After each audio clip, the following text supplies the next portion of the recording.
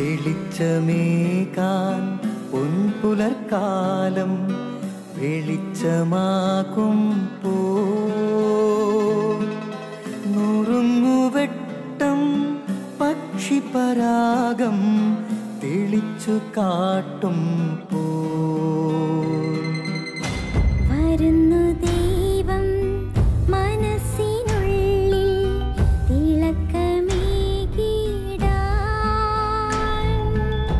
തരുന്നു ധ്യാന പ്രകാശമാർക്കും വിളക്ക് വയ്ക്കുമ്പോൾ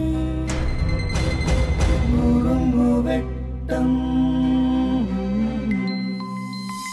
ഇറങ്ങിടട്ടെ ഹൃദന്തമെല്ലാം യുഗപ്രകാശത്താൽ മറഞ്ഞിടട്ടെ മനാന്ധകാരം യുഗപ്രസാദത്താൽ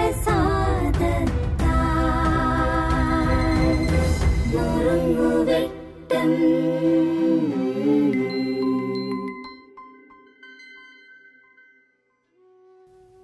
പ്രിയ സഹോദരി സഹോദരന്മാരെ, മനുഷ്യൻ്റെ സാമർഥ്യമല്ല ദൈവത്തിൻ്റെ ബലമാണ് ഓരോരുത്തരെയും കൈപിടിച്ച് നടത്തുക.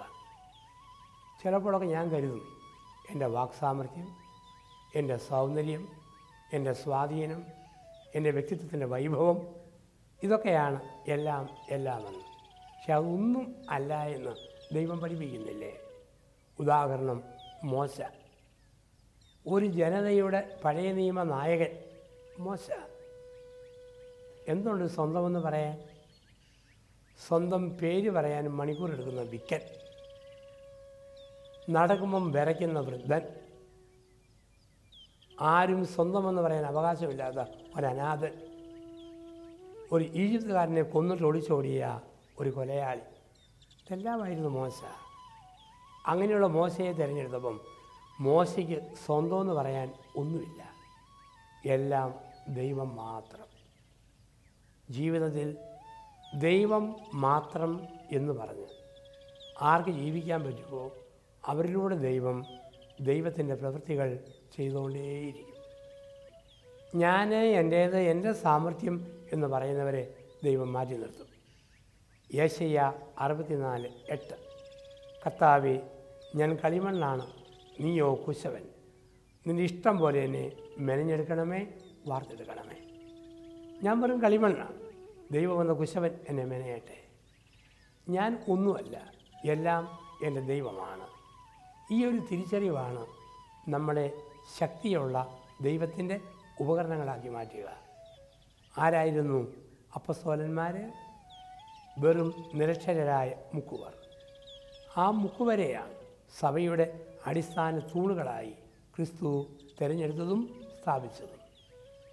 ലോകത്തിൽ നിന്നും നിസ്സാരപ്പെട്ട മനുഷ്യരെ ദൈവം തിരഞ്ഞെടുക്കുന്നു ദൈവത്തിൻ്റെ അത്ഭുതങ്ങൾ കാണിക്കാൻ. സാമർഥ്യമുള്ളവർ ഞാൻ, എൻ്റെ മിടുക്ക്, എൻ്റെ കഴിവ് എന്ന് കരുതുമ്പോൾ, സാമർഥ്യമില്ലാത്തവർ പറയും, ദൈവമേ, ഞാനൊന്നുമല്ല, എല്ലാം നീയാണ്. ആ ശൂന്യവൽക്കരണത്തിൽ, എളിമപ്പെടലിൽ ദൈവം ആനന്ദിക്കുന്നു. ഇന്ന് ഒരു പുതിയ ദിവസത്തിലേക്ക് നമ്മൾ കടക്കുമ്പോൾ നമ്മുടെയൊക്കെ ജീവിതത്തിലും ഈ ചിന്തയുണ്ടോ? ചില കുടുംബനാഥന്മാരില്ലേ, ഞാൻ, എൻ്റെ ശമ്പളം, എൻ്റെ വരുമാനം, എൻ്റെ സാമർഥ്യം, നിനക്കും പിള്ളേർക്കും തിന്നാൻ ഞാൻ കൊണ്ടുവരുന്നില്ലേടി, തലക്കനത്തോടെ ചോദിക്കുന്ന ആൾക്കാരുണ്ട്. അവർ ദൈവത്തിന് മുമ്പിൽ വെറും വട്ടപൂജ്യമാണ്, സീറോയാണ്. ചില കുടുംബനാഥന്മാരുണ്ട്, ഞാനില്ലേ കാണാമായിരുന്നു, ഞാനാണ് ഈ പണിയെല്ലാം ചെയ്യുന്നത്. ചില പെണ്ണുങ്ങളെ കാണാം, പണി ചെയ്യുമ്പോഴും ഒറ്റയ്ക്ക് വർത്താനം പറയും. തുണി അലക്കുമ്പോഴും, പാത്രം മെഴക്കുമ്പോഴും, കറി ഉലത്തുമ്പോഴും, മുറ്റം അടിച്ചു വാരുമ്പോഴും, എന്ത് ചെയ്യുമ്പോഴും ഒറ്റയ്ക്ക് വർത്താനം. ഞാനില്ല കാണാമായിരുന്നു, എന്നാലിടപാടാണോ ഇത്, ഞാനുള്ളതുകൊണ്ട് ഇതെല്ലാം നടക്കുന്നത്. ഇങ്ങനെ ചിന്തിക്കുന്ന മനുഷ്യരുണ്ട്. ഒരു പക്ഷിയുടെ പേരാണ് തുത്തുകുണിക്ക് പക്ഷി. അതിൻ്റെ ഓർമ്മ അതിൻ്റെ തുത്തു കുണുക്കുന്നത് കൊണ്ടാണ് ഭൂമി കറങ്ങിക്കൊണ്ടിരിക്കുന്നതെന്ന്. ചില കോഴിപ്പൂവന്മാരുടെ ഓർമ്മ ഞാൻ കൂവുന്നത് കൊണ്ടാണ് നേരം വെളുക്കുന്നതെന്നാണ്. ചില മനുഷ്യരുണ്ട്, ഒരു കൊച്ചു കാര്യം കിട്ടിയാൽ മതി, വലുതാണെന്ന് കരുതും. ഒരു കോഴിപ്പോട കിട്ടിയാൽ മയിൽപ്പീലിയാണെന്നും കണ്ട് ചുവന്നോട് നടക്കുന്നവരുണ്ട്. അങ്ങനെ ഒരു ജീവിതം നമുക്കുണ്ടാകരുത്. ദൈവം നിസ്സാരപ്പെട്ടവരെ തിരഞ്ഞെടുക്കും, എന്നിട്ട് പഠിപ്പിക്കും, നീ ഒന്നുമല്ല മോനെ, നീ ഒന്നുമല്ല മോളെ, നീ ഒന്നുമല്ല, എല്ലാം ഞാനാണ്. എൻ്റെ ഇഷ്ടമാണ് നിന്നിലൂടെ നടക്കുക. നീ വെറും ഓടക്കുഴൽ മാത്രം, ഞാനാണ് ശബ്ദം. സ്നാപയോഹന്നാൻ പറഞ്ഞില്ലേ, യോഹന്നാൻ 3:30, അവൻ വളരുകയും ഞാൻ കുറയുകയും വേണം. ആ ഒരു തിരിച്ചറിവിൽ നമുക്ക് ജീവിക്കാം. അതിനുള്ള കൃപ ഈ ദിവസം ദൈവം നമുക്ക് പ്രദാനം ചെയ്യട്ടെ. ആമേൻ. നുറുങ്ങുവെട്ടം